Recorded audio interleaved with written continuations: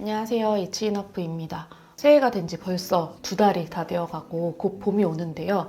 저희가 연초에 올해는 이거 한번 해봐야지 결심했던 계획들을 잘 수행해 나가고 계신지 궁금합니다.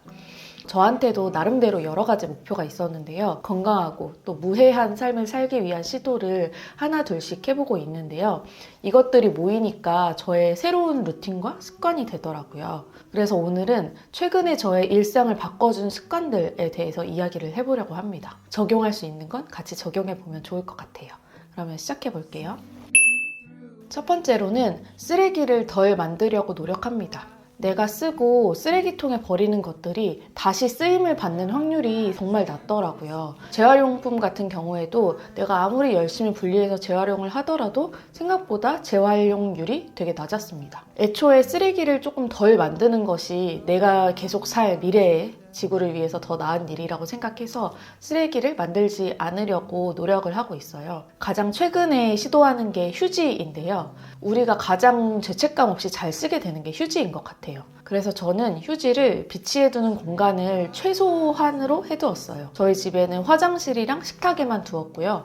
그래서 휴지를 쓰려면 조금 불편한 구조를 일부러 만들어 두었습니다. 그리고 제가 가장 많이 머무는 공간인 서재에는 휴지 대신에 손수건들이랑 안 쓰는 여분의 다회용 화장솜을 여러 개 비치해 두었어요. 책상을 닦아야 한다거나 커피나 음료를 흘리고 이렇게 훔쳐야 될 때, 재채기 해야 될 때 이 천들을 사용합니다. 제가 서재를 떠날 때 사용한 손수건들을 같이 가지고 나가서 빨래통에 넣어주면 끝입니다. 시도해보기 전에는 좀 번거롭지 않을까 걱정을 했는데 딱히 불편한 점이 전혀 없었습니다. 그래서 여러분도 굴러다니는 자투리 천이나 손수건들이 있으면 가장 많이 머무는 방에서 이 방법을 시도해보시기를 추천드립니다. 키친타올도 마찬가지예요. 키친타올 대신에 행주를 쓰려고 노력을 합니다. 이건 전적으로 저의 의지에 따라서 안 쓰려고 노력하는 거기 때문에 남편도 키친타올을 덜 쓰도록 유도를 해야 되는데요. 그래서 요즘에는 키친타올을 숨겨두고 행주를 잘 쓸 수 있게 항상 예쁘게 배치를 해두고 있습니다. 이게 생각보다 효과가 정말 좋더라고요. 키친타월을 숨긴 지 한 달 만인가? 어저께 남편이 키친타월 다 썼냐고 한 달 만에야 물어보더라고요. 남은 여분의 키친타월은 꼭 필요할 때에만 쓰려고 하고 있습니다.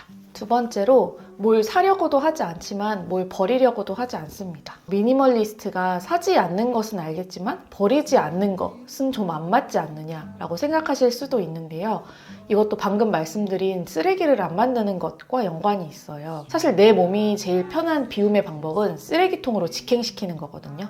하지만 물건이 끝까지 잘 쓰임을 받는 방법을 고민을 하려고 노력합니다. 이제 몇 년 전에 제가 샀던 지퍼백들이나 일회용 비닐봉투들이 정말 많이 소진되어서 이제는 바닥을 보이고 있거든요. 일회용 비닐봉투나 지퍼백들을 쓸 수 있는 만큼 다회용으로 쓰려고 하고 있고요. 특히 오염된 비닐봉투들은 강아지나 고양이의 배변봉투로 활용을 하면 아깝지 않게 마지막까지 쓰는 것 같습니다. 그리고 더 이상 내가 쓰지 않는 것은 가지고 있지 않고 팔거나 나눕니다.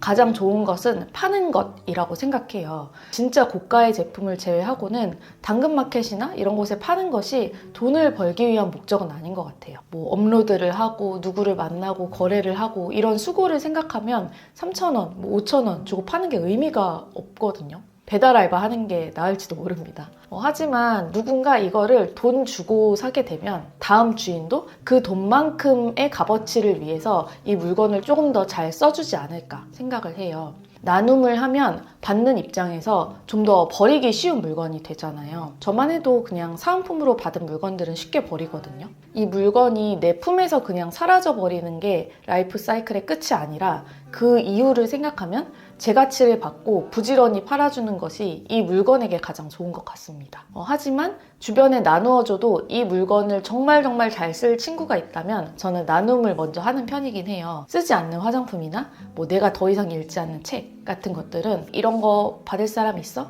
라고 물어보고 주인이 있다 라고 하면 가지고 나가기도 하고요. 친한 동기 모임에서는 거의 매년 송년회 때 나눔 세션을 갖고 있어요.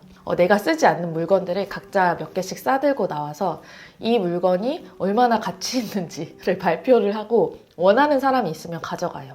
원하는 사람이 없으면 다시 들고 집에 가야 됩니다. 아무튼 이렇게 재밌는 방식으로도 버리지 않고 나눔을 실천할 수 있습니다. 세 번째는 아침에 해를 보는 습관을 가지려고 해요. 저는 한 달에 한두 번 정도만 출근을 하는 재택근무러인데요. 매일 아침 그 억지로라도 출근길에 쐬었던 해를 쐬지 못하는 그런 단점이 있습니다. 정말 바쁠 때는 해도 뜨기 전에 책상에 앉아서 해가 지고 난 다음에 퇴근을 하니까 하루에 해를 아예 보지 못하고 지나가 버리는 때도 있더라고요. 그래서 요즘에는 출근 시간 전에 아침 산책을 하는 루틴을 만들었어요. 이게 혼자 무엇을 하기가 참 어려운 시간이거든요. 아시겠지만 출근 전에 어떤 다른 일을 위해서 시간을 내는 게 웬만한 의지가 아니고서야 힘들잖아요. 그래서 저는 커뮤니티에 도움을 받기로 했습니다. 사이드라는 커뮤니티와 핍스라는 브랜드가 콜라보레이션을 해서 개설한 먼데이 루틴 클래스에 참여하고 있어요. 매일 아침에 5분 산책을 하고 그때 받은 영감이나 풍경, 생각들을 자유롭게 인증하는 클래스이고요. 3주 동안 참여하는 거고 매일 인증을 하면 리워드가 있어요. 처음 며칠은 리워드가 주는 성취감을 위해서 열심히 아침 산책을 했는데요. 이게 며칠 지속이 되다 보니까 나서면서 오늘은 어떤 귀여움이 날 기다리고 있을까라는 기대하는 마음으로 골목을 돌다 보면 햇살과 함께 오감이 깨어나는 느낌을 받습니다. 해가 막 점점 올라오면서 반짝반짝거리기 시작하는 골목의 아름다움이 저녁의 산책과는 또 다른 맛이 있더라고요. 대단한 여행을 하지 않더라도 그리고 대단히 많은 걸 소유하지 않더라도 이미 내 주변에 귀엽고 또 아름답고 영감을 주는 것들이 곳곳에 반짝인다는 생각을 하게 돼요. 여러분들도 해가 있을 때 스마트폰을 잠깐 내려놓고 주변에 귀여운 것을 찾아서 다녀보는 5분 산책을 꼭 한번 시도해 보시는 것을 추천드려요.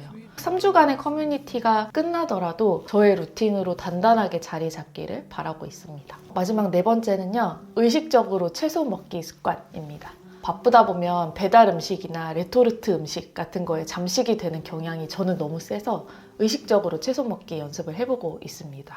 저는 최근에 어글리어스라는 채소 구독 서비스를 이용하고 있는데요. 얘네가 못생겨서 상품화에는 실패했지만 먹는 데는 전혀 지장이 없는 건강한 채소들을 모아서 일정 기간, 2주에 한 번씩 배송을 해주는 서비스예요. 제가 요리에 일가견이 있는 것도 아니고 레시피 DB가 막 머릿속에 있어가지고 이거 해야지 하고 채소들을 사오는 게 오히려 좀 어려워서 이렇게 구독 서비스를 이용하니까 받은 채소들로 할 수 있는 요리들을 생각을 하게 되더라고요. 실제로 채소를 보내주시면서 여러 가지 레시피들도 보내주시거든요. 그것도 유용하게 잘 사용하고 있습니다. 제철 채소들을 먹으면서 하루에 한 끼라도 내 몸을 약간 클렌징 해준다는 위로도 받고요. 요즘에는 하루 한 끼를 집에서 해먹기가 좀 쉽지는 않은데 그래도 노력하고 있습니다.